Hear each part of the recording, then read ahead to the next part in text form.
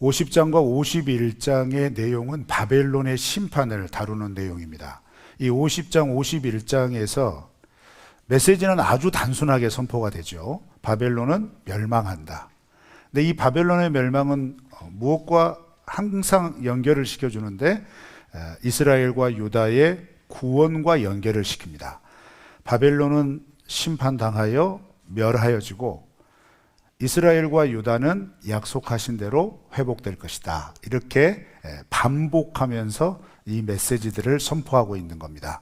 그래서 우리가 읽은 51장 1절부터 10절 말씀도 이 두 가지의 포맷이 반복이 되면서 나타나는 거죠. 그럼 하나님께서 왜 이렇게 바벨론을 멸망시키시는가, 심판하시는가에 대한 이유에 대해서는 50장과 51장에서 대략 4가지 정도로 압축을 시켜서 우리에게 알려줍니다. 첫 번째는 예루살렘 성전을 과도하게 파괴를 한 거예요. 그러니까 점령하고 파괴하지 않아도 될 일이었는데 바벨론이 예루살렘을 점령할 때 예루살렘 성뿐만 아니라 성전을 폐허를 만들어 버리죠. 거기에 대한 죄값을 분명하게 물으시는 것이다. 이렇게 기록을 하고 있고, 또 세 번째 이유는 예루살렘 성전, 예루살렘 파괴에 이어서 바벨론의 교만 때문에 심판을 받는 거다. 이렇게 말씀을 합니다. 이 교만함의 중심에는 뭐가 있냐면 우리가 지난주에 말씀에서도 살펴보았죠. 여러 주변에 있는 나라들을 하나님께서 심판하시는 이유들을 쭉 나열을 하면서 각각의 나라에 공통적으로 적용이 되어지는 심판의 이유가 있었어요. 그것은 뭐냐면 우상숭배와 그 우상숭배의 중심에 있는 교만이라고 하는 그 마음의 태도입니다. 마음의 자세라는 거죠. 바벨론도 마찬가지입니다. 바벨론의 교만은 자기의 힘을 너무 과신한 거예요. 그래서 주변 민족을 정벌하고 정복할 때 무자비하게 파괴를 시켜버립니다. 그리고 이제 네 번째 이유는 방금 언급한 우상숭배입니다. 이 우상숭배는 사실 기가 막힐 정도로 바벨론은 우상의 나라였어요. 거기에 대해서 하나님이 분명하게 죄값을 물으시겠다라는 것이죠. 이런 이유로 바벨론은 이제 심판을 당하게 될 텐데, 그러면 어떻게 심판을 당할 거냐라는 거예요. 50장, 51장은 다르게 얘기하지 않습니다. 바벨론 네가 주변 나라들을 정복할 때 그 주변 나라들에게 행한 대로 너희가 파괴를 당할 거다라는 겁니다. 무자비하게 파괴를 했거든요. 그래서 바벨론도 무자비하게 파괴를 당하게 될 거다, 이렇게 얘기합니다. 그래서 이 50장, 51장에서 이런 멸망의 순간들을 사용하는 여러 가지 예술 가운데 남유다도 북방에 적이 내려와서 무너진다고 그랬잖아요. 바벨론도 북쪽에 적이 내려와서 무너뜨린다고 이렇게 말씀을 하시고, 또 그 본문 7절 말씀에는 하나님의 금잔이었던 바벨론이 철저하게 파괴가 될 거다라고 얘기하는 그 표현이 나오는데, 하나님의 도구로 사용받았던 바벨론이 이제는 북쪽 군대가 하나님의 도구가 되어져서 역시 바벨론도 철저하게 폐해가 될 거다, 이렇게 얘기를 하고, 또 이제 오늘 본문 이후에 마지막 절까지 특히 42절, 55절에 그런 표현이 나옵니다. 바다로 상징을 합니다. 바벨론을요. 이 바다, 그리고 또 어떤 부분에서는 큰 뱀, 이렇게 이제 바벨론을 상징하거든요. 그런데 이제 바다로 상징을 하면서 바벨론이 주변 민족들을 심판할 때는 고대 세계의 바다의 이미지는 어떤 이미지냐면 악 그 자체예요. 혼돈 그 자체예요. 그러니까 바벨론이 지나간 자리는 악함과 혼돈 그 자체만 남는다, 이 말이에요. 그렇게 바벨론이 패망할 때 그들도 악함으로 인해서 그 악을 경험하게 될 거예요. 북쪽에서 내려온 적의 군대의 악을 경험하게 될 거고, 그에 따른 혼돈을 경험하게 될 거다, 이렇게 말씀을 하시는 거죠. 그래서 바벨론의 멸망의 형태는 뭐 다른 거 아닙니다. 자업자득인 겁니다. 그러면 여러분, 우리도 이제 아주 기본적인 교훈을 받는 거죠. 여러분, 우리가 살아가는 삶의 모습이 하나님 앞에서 우리의 심판의 근거가 될 겁니다. 이건 제 말이 아니고요, 요한계시록에서도 분명하게 얘기합니다. 예수님께서 이 땅에 오셔서 우리를 심판하실 때 우리는 궁극적인 구원에 이른 존재이기 때문에 구원의 심판이라고 일컬어지는 심판을 받지만, 구원의 심판을 받으면서 무엇에 따른 심판을 행하냐면 행실에 따른 심판을 하세요. 그래서 그 행실에 따라 하나님께서, 예수님께서 상급을 베풀어 주신다고 얘기하잖아요. 이렇게 이제 비유로 얘기를 하거든요. 그러니까 굳이 요한계시록과 같은 묵시록에서 심판의 근거를 언급하는 것은, 하나님의 나라를 살아가는 그리스도인은 죽어서 가는 천국을 바라보면서 이 땅에서 아무렇게나 살아가는 존재가 아니라 이 땅이 하나님의 나라임을 믿고 그 하나님의 통치를 따라 우리의 말과 행동에서부터 하나님의 마음과 뜻을 따라 살아가는 것에 대해서 네가 그렇게 어떻게 살았느냐라고 주님이 물으신다는 거예요. 심각해하지 마세요. 옆에 계신 분들한테 이렇게 말할까요? 지금부터 잘하면 됩니다. 해보세요. 지금부터 잘하면 돼요. 뭘 걱정하세요? 아직 우리 주님 안 오셨잖아요. 그죠? 그러니까 지금부터 잘하세요. 좋은 말 할 때. 네, 이렇게 된다 이 말이죠. 자, 그런데 이 바벨론의 심판을 다루는 50장, 51장의 핵심 메시지는 오늘 본문 말씀에서도 그 포맷을 가지고 있는데 대략 세 가지의 핵심 메시지를 우리가 간추릴 수가 있어요. 자, 첫 번째 핵심 메시지는 뭐냐면 도망쳐라 라는 겁니다. 따라서 할까요? 도망쳐라. 네, 바벨론에서 도망쳐라 라고 하는 하나님의 명령이 나옵니다. 어디에 나오냐면 50장에서는 3절과 8절 말씀에서 도망해라, 바벨론에서 도망하라 이런 명령이 나오고, 51장에서는 6절과 45절에 도망해라 라고 하는 표현이 거푸 등장합니다. 여러분, 총 4번에 걸쳐서 바벨론에서 도망해야 된다 이렇게 얘기합니다. 근데 개역개정은 50장, 51장에서 이 네 부분이 거의 다 서술형으로 번역이 되어 있어요. 근데 아니에요. 원문을 보면 명령형입니다. 빨리 도망가라 이 말이에요. 지체하지 말아라 이 말입니다. 이 명령 들어라. 이거 선택권이 없다.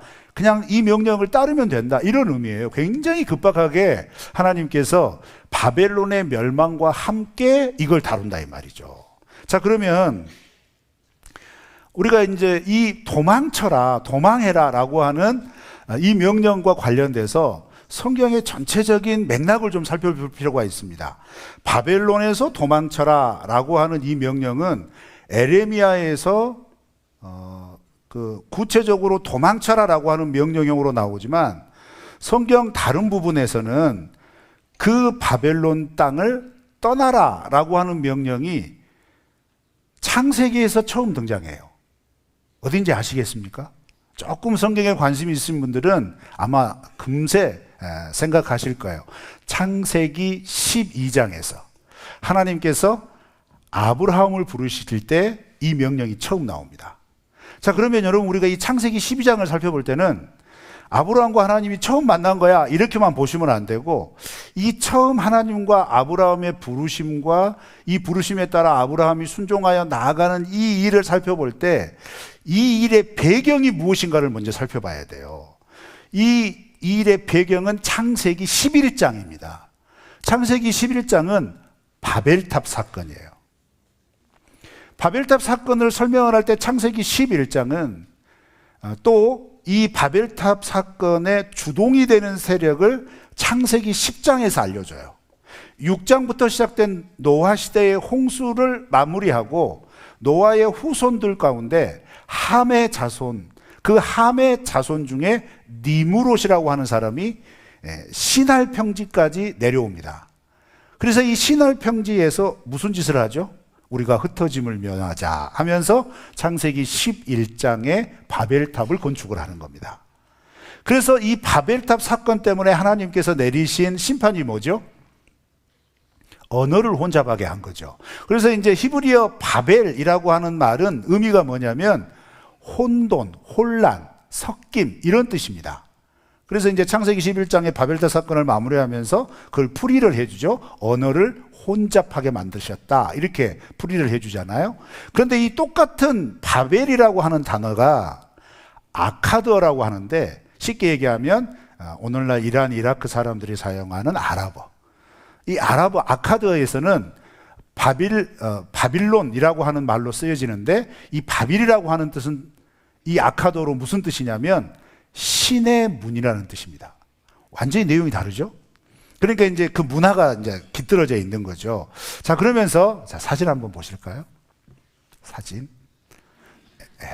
네. 여러분 보시기에 왼쪽에 있는 사진은 20세기 초반에 이 바벨론이라고 하는 도시 유적이 최초로 발굴되기 시작했어요. 그렇게 발굴이 되면서 발견된 바벨론에 있던 바벨탑, 이제 학술적인 용어로는 지구라트라고 하는 이 바벨탑 기단부 유적입니다. 그러면 오른쪽에 있는 건 뭐냐면 이렇게 발견된 바벨론에서 발견된 바벨탑 유적을 사담 후세인이, 유명한 사람이죠. 사담 후세인이 저렇게 복원을 시켜놨어요. 근데 저렇게 복원해 놓은 것은 그냥 아랫부분 기단입니다. 그래서 이제 이 바벨탑이 발견이 되면서 저 바벨탑 속에 원통형 글이 발견이 됐어요. 그 원통형 글 속에 어떤 이야기가 있었냐면, 자, 먼저 그걸 소개해 드리기 전에 다음 사진 볼까요? 이게 복원된 바벨탑의 모습이라고 이제 조감도를 그려 놓은 겁니다. 그리고 이제 바벨론 도시에 이렇게 위치해 있었다, 이렇게 설명이 되는 건데, 자, 저 바벨탑 유적지에서 발견된 이 바벨탑의 건축 현황, 건축 보고에 대한 내용에 따르면 이 바벨탑은 무엇으로 지어졌냐면, 이제 사진은 내리셔도 돼요. 무엇으로 이제 되어졌냐면 벽돌을 구워서, 그리고 역청을 채워서 이렇게 쌓아 올렸다. 그래서 이제 기록에 따르면 저 바벨탑을 건축하는데 벽돌이 8,500만 개가 사용이 됐답니다. 별로 안 놀라셔도 돼요. 왜냐하면 우리는 가늠할 수 없는 숫자거든요. 그리고 이 바벨탑은 가로 세로 정사각형 90m를 자랑합니다. 그리고 높이도 90m입니다. 그러니까 그때 당시 이 90m 정도 되면요, 아파트 30층 높이입니다. 이제 좀 놀라시네요. 그러니까 그때 당시 이렇게 세웠다는 것 자체가 굉장히 놀라운 거죠. 자, 그런데 여러분, 집에 가서 창세기 11장을 읽어보세요. 창세기 11장에 바벨탑을 건축하기 위해서 어떤 언급이 나와 있냐면, 그들이 신할 평지에 모여서 바벨탑을 건축할 때 벽돌을 굽고 흙 대신 역청을 채워 넣어서 이 탑을 만들자, 이 기록에 나옵니다. 그래서 많은 역사학자들은 바벨론에서 발견된 이 바벨탑이 성경에 등장하는 바벨탑이었을 것이다 라고 대부분 의견을 모읍니다. 자, 그러면 말이 안 되죠. 왜냐하면 예레미야 이후의 시대에 이게 바벨론은 만들어진 도시니까. 그런데 여러분, 이 지구라트로 불리는 이 바벨탑은요, 이 시대에 처음 만들어진 게 아니고 역사의 기록에 의하면 느부갓네살 왕이 훼손되고 무너진 이 바벨탑을 복원을 시킨 거예요. 그러면 최초로 언제부터 이 바벨탑이 만들어지기 시작했느냐? 역사학계에서 밝혀진 연대는 주전 22세기경부터 만들기 시작했다, 이렇게 얘기를 합니다. 그러면 오늘날로 얘기하면 4200년 전이에요. 여러분, 성경이 기록된 세계 역사와 좀 달라요. 그 세계 학문과 좀 다르지만 기록된 성경의 연대를 계산하면 아시죠? 성경은 창조부터 지금까지 인류의 역사를 5,000년에서 6,000년으로 잡습니다. 그 기록된 그 것에 따르면. 근데 이제 해석의 차이죠. 예를 들어서 창조가 하루 단위로 되어 있는데 이 하루가 진짜 24시간 하루냐, 아니면 가늠할 수 없는 하루냐, 이거 모르는 거잖아요. 그죠? 표현이 그렇게 돼 있으니까 이제 그런 거예요. 근데 우리가 이제 저는 문자적으로 믿기 때문에 하나님의 전능하심을 본다면 창조는 하루만 해도 가능하다. 저 이렇게 믿어요. 근데 이제 그런 걸 계산해 보면 약 5,000년을 좀 넘습니다. 왜 이게 가능할까요? 창세기의 족보 연대를 놓으면 알 수 있거든요. 인류의 원 족보를 똑 놓고 거기에 따라서 이후에 성경에 기록된 연대들을 쫙 조각을 맞추면 그 정도 되는데 주전 22세기라면 노아의 홍수 직후입니다. 그러니까 연대가 대충 맞는 거죠. 사실 오늘 이 얘기 하려고 하는 게 아니고 이제 그렇게 만들어진 바벨론 땅에서 자 여러분 창세기 12장에 아브라함에게 하나님께서 그 갈대아 우르에서 떠나라 이렇게 말씀하셨어요. 그리고 이렇게 떠나라 라고 하는 그 말씀에 순종한 아브라함과 창세기 15장에 가면 비로소 하나님이 아브라함과 언약을 맺으십니다.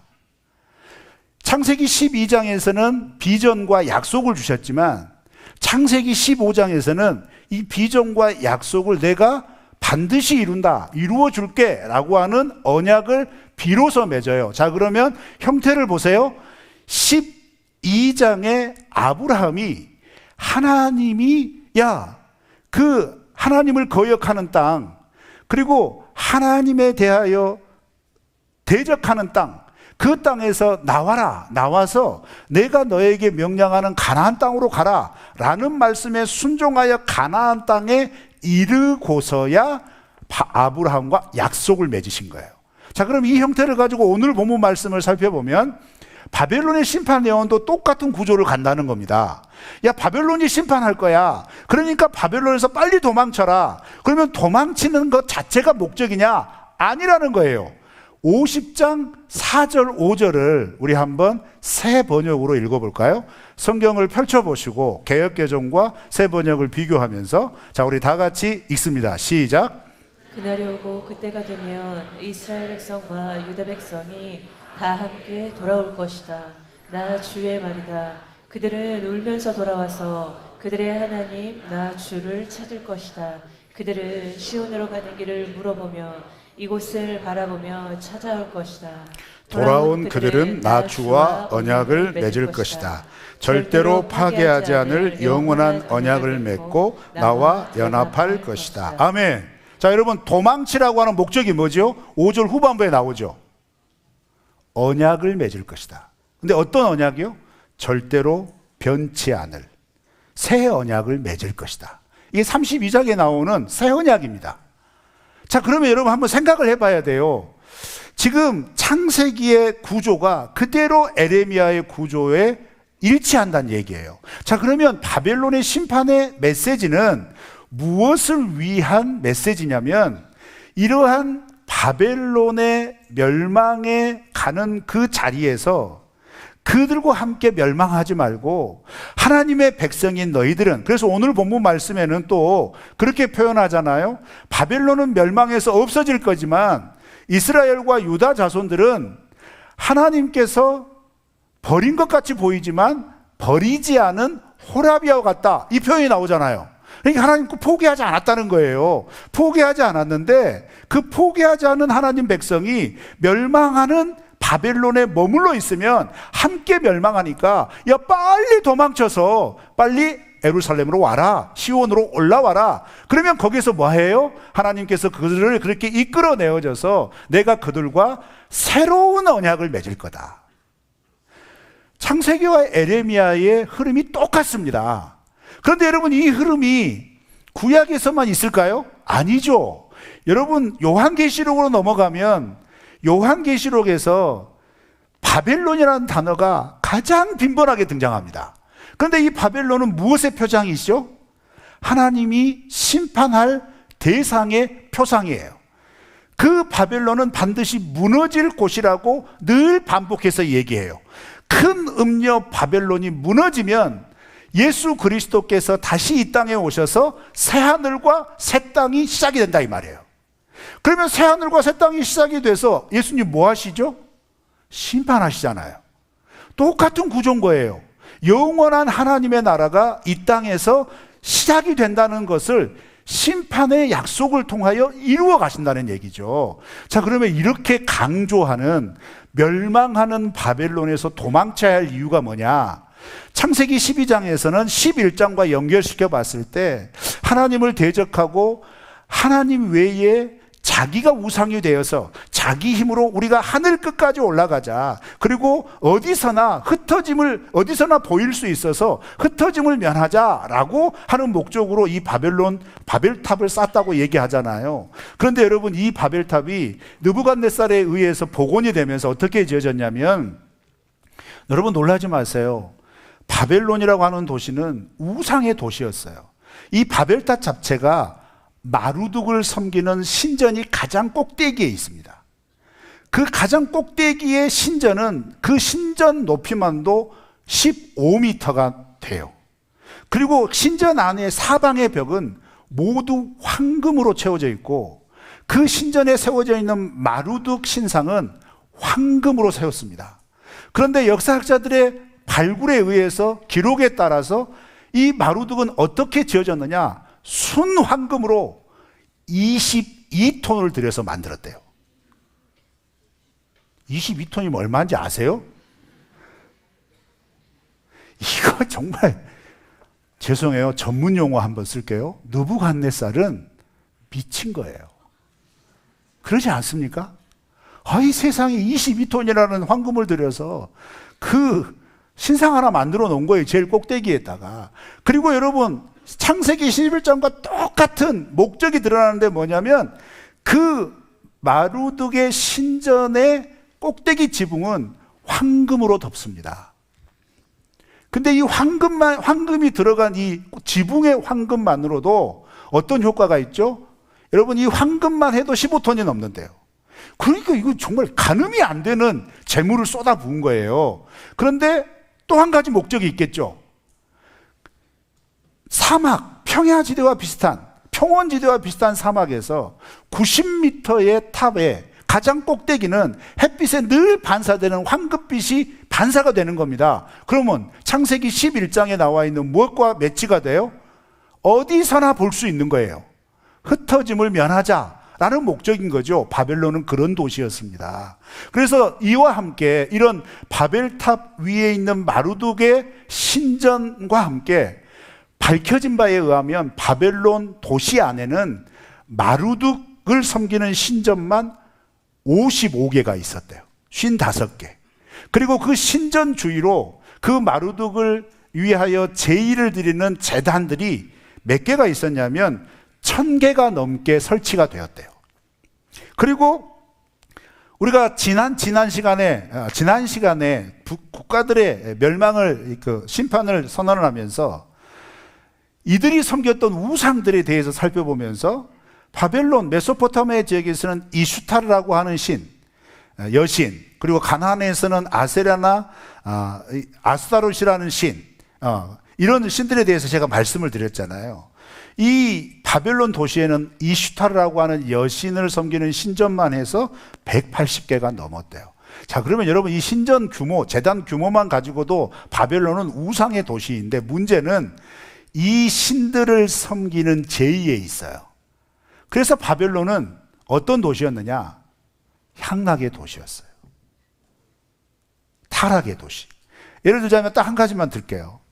이슈타르 여신에서 드리는 제의 가운데 바벨론 도시 안에 사는 여인들은, 좀 민망한 얘기니까 그렇게 필터링해서 들으세요. 첫 경험을 이슈타르 신전에서 자기가 모르는 남자와 제의적인 간음을 해야 돼요.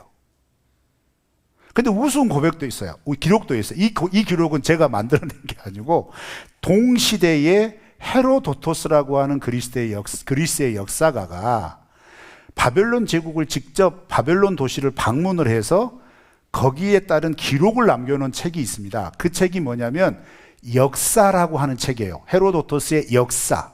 거기에 기록된 내용이에요. 이슈타르 여신전에서 바벨론의 여인들은 첫 경험을 해야 되는데, 아무도 자기가 모르는 남자와 해야 되는데, 문제는 여기에 있어요. 어디에 있냐? 상대는 여자가 고르는 게 아니라 남자가 고릅니다. 남자가 여인을 고르는데 어떻게 고르겠어요?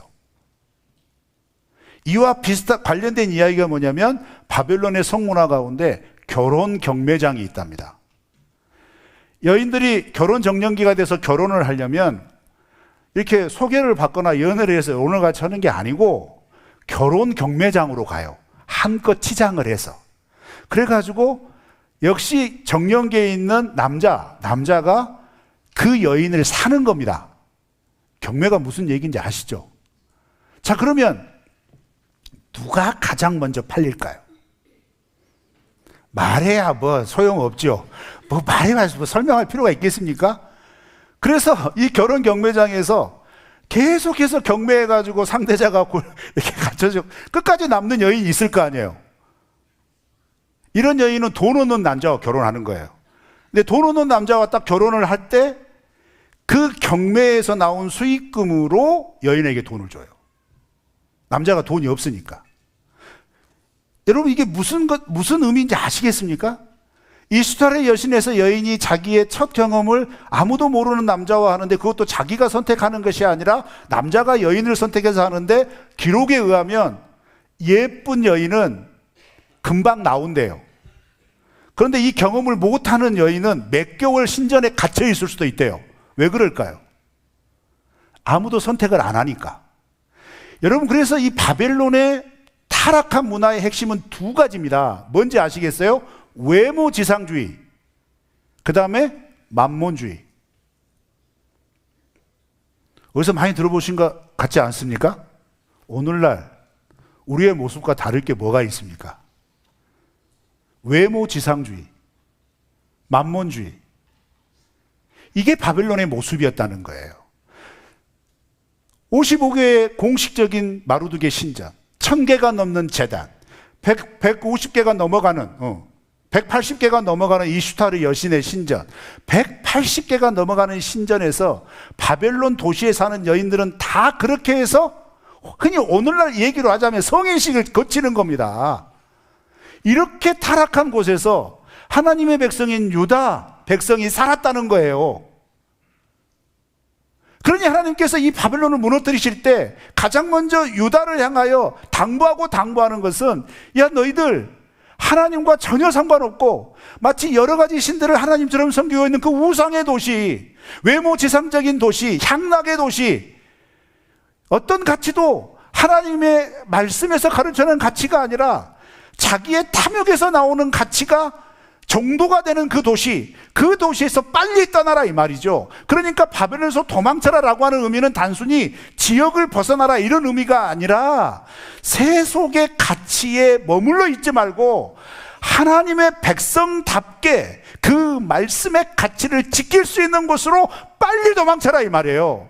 그런 의지와 그런 결단이 있어서 하나님 앞에 나온 자들과 하나님이 무엇을 맺으시겠다고요? 새 언약을 맺으시겠다고요. 여러분, 이 말씀을 듣고 성령께서 깨우쳐 주시는 말씀이 여러분의 마음에 새겨지기를 축원합니다. 여러분, 지금 우리는 바벨론과 다름없는 도시에서 살고 있습니다. 바벨론과 다름없는 세상 속에서 살고 있습니다. 그런데 그렇게 세상 속에 살고 있는 우리가 다시 오실 주님을 기다리고 있는 거예요. 그리고 다시 오실 주님을 기다리면서 요한계시록을 통해서 우리에게 분명히 말씀하시는 건 뭐냐면 그 바벨론은 무너진다는 겁니다. 그 바벨론을 무너뜨리고 우리 주님께서 오신다는 거예요. 그러면 여러분, 우리가 이 말씀을 믿는다면 지금 이 순간 우리의 마음속에 계속해서 갱신하고 또 갱신해야 될 건 무엇일까요? 이 세상 속에 살지만 이 세상의 가치로 살지 않기를 축원합니다. 이 세상 속에 살지만 우리는 지금 여기 하나님 나라의 가치로 살아야 될 줄로 믿습니다. 이것을 이루어 주시기 위해서 하나님은 바벨론의 심판도 계획하셨고 이스라엘의 구원도 계획하셨다는 거예요. 그리고 이 일을 이루어 주시기 위해서 하나님은 우리 10절 말씀을 다 같이 읽어볼까요? 10절입니다. 시작. 여호와께서 우리 공의를 드러내셨으니 오라 시온에서 우리 하나님 여호와의 일을 선포하자. 예, 시온에서 우리 하나님의 일을 선포하자라고 명령합니다. 자, 그런데 잘 들어보세요. 우리 공의를 드러내셨다, 이 표현이 나와요. 우리 공의는 언뜻 들으면 야, 이스라엘 백성이 바벨론에서 믿음 잘 지켰나 보다.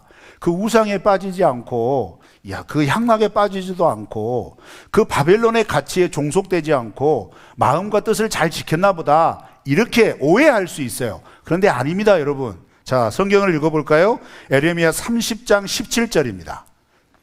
시작. 여호와의 말씀이니라. 그들이 쫓겨난 자라 하매 시온을 찾는 자가 없은즉 내가 너의 상처로부터 새살이 돋아나게 하여. 자, 이어서 33장 6절 말씀을 읽습니다. 시작.